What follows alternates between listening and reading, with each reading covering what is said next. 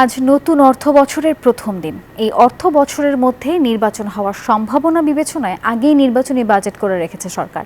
নির্বাচনী বাজেট নিয়ে কার্পণ্য করবে না সরকার, এমনটি জানিয়েছেন অর্থ উপদেষ্টা ডক্টর সালেউদ্দিন আহমেদ। মঙ্গলবার সচিবালয়ে ক্রয় সংক্রান্ত উপদেষ্টা পরিষদের বৈঠক শেষে সাংবাদিকদের প্রশ্নের এক জবাবে এসব কথা বলেন তিনি।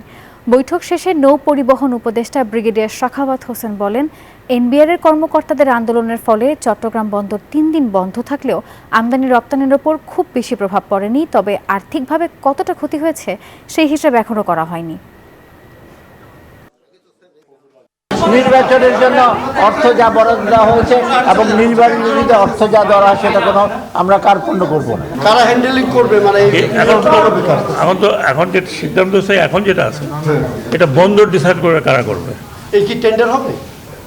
ডিপিএম 6 মাসের জন্য, এটা নিয়ে কালকে আলোচনা হবে। কালকে আলোচনা চট্টগ্রামে না আপনার এখানে বান্ডেল থাকলে প্রতি সেনমানিতে টাকা বাঁচবে। বিকাশ সেনমানি বান্ডেল কিনে জিতুন প্রতি লেনদেনে।